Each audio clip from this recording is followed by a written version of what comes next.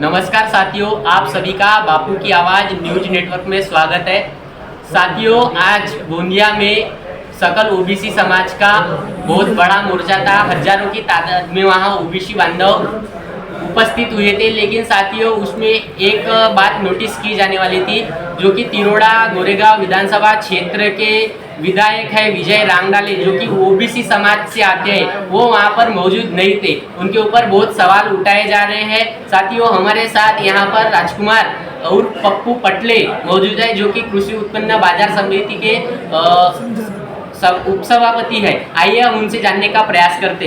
क्या बताओगे पटले जी, आज जो है पोवार समाज के आमदार, ओबीसी के आमदार विजय रांगडाले, जो कि तिरोड़ा गोरेगांव विधानसभा क्षेत्र से आते हैं, वो आज इतने बड़े मोर्चे में, जो कि ओबीसी के हितों के लिए था, उसमें मौजूद नहीं। नमस्कार, जय ओबीसी। 2 सितंबर को महाराष्ट्र सरकार ने जो जीआर निकाली मराठाओं को ओबीसी में आरक्षण का, जो कुर्मी समाज में डाल के, उसके खिलाफ आज 21 तारीख को 15 दिन से भरपूर सब मेहनत करके आज ओबीसी सकल समाज ने यह मोर्चा निकाला था। उसमें आज सभी का बहुत अच्छा पाठिंबा भी रहा। जैसे गोंदिया जिले में 4 आमदार होते हैं, उसमें एक विनोद अग्रवाल जी, दूसरा राजकुमार बडोले जी, तीसरा हमारे दोनों सांसद प्रशांत पडोले जी, डॉक्टर एनडी किरसान साहब, और भाजपा के जो 2 आमदार हैं, एक तिरोड़ा के विधायक है जो तीसरी बार चुन के गए और हमारे पोवार समाज का भी प्रतिनिधित्व करते हैं। पर आज उनकी जो ओबीसी समाज के प्रति उनकी जो अनदेखी देखी गई, वो बहुत निंदनीय है।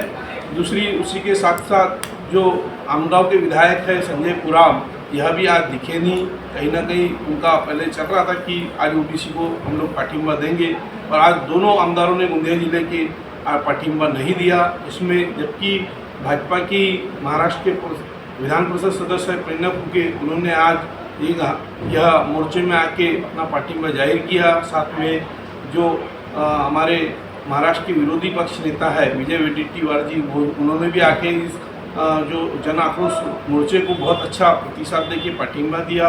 और जो प्रेरणा फूके जी और विजय वडेट्टीवार जी दोनों ने एक समन्वय बना के जो मुख्यमंत्री से चर्चा करेंगे, यह भी आश्वासन किया कि कहीं ना कहीं उसका एक टोटका निकाला जाए और उस जीआर जो 2 सितंबर को जीआर निकाले उसको रद्द किया जाए। भाऊ, इस मोर्चे में अग्रवाल साहब थे, दोनों माजी विधायक जो थे, पूर्व विधायक गोपाल अग्रवाल, जो अभी के वर्तमान विधायक है विनोद अग्रवाल थे। उसी प्रकार जो भाजपा से आते हैं परिणय फूके साहब भी मौजूद थे। उसके बाद में कांग्रेस के भी कुछ नेतागण मौजूद थे, वडेट्टीवार साहब मौजूद थे, एनडी किरसान साहब थे, सांसद प्रशांत पडोले थे। लेकिन विजय रांगडाले वहाँ पर मौजूद नहीं थे। और जो कि विजय रांगडाले भाजपा से आते हैं, और वह जिस सरकार ने, इस देवेंद्र फडणवीस सरकार ने ओबीसी में मराठाओं को ऐड किया है, तो क्या लगता है आपको, कहीं ना कहीं ये देवेंद्र फडणवीस के गुड लिस्ट में आने के लिए तो वो नहीं थे? क्या लगता है? मुझे ऐसा लगता है महाराष्ट्र की सरकार में जो तीसरी बार आमदार चुन के गए हैं, उनको कहीं ना कहीं देवेंद्र की गुड लिस्ट में ही आने के कारण आज ओबीसी समाज को उन्होंने आज नकारा है। और जिस प्रकार से आज उन्होंने नकारा, शायद ओबीसी समाज भविष्य में उनको भी नकार देगा। उनको लगता है कि हम ओबीसी है तो ओबीसी के नाम पे उनको मिनिस्टर बनना है। उनकी चाह ज़्यादा है कि मिनिस्टर बनूँ और देवेंद्र फडणवीस की गुड लिस्ट में आऊँ। पर अगर ओबीसी समाज को जिसने नकारा है, तो शायद देवेंद्र फडणवीस जी उनको भी नकार देंगे, ऐसा मुझे लगता है। आखिरी सवाल पूछना चाहूँगा, आप ओबीसी समाज को, ओबीसी समाज से जो सब लोग बिलोंग करते हैं, उनको क्या संदेश देना चाहेंगे?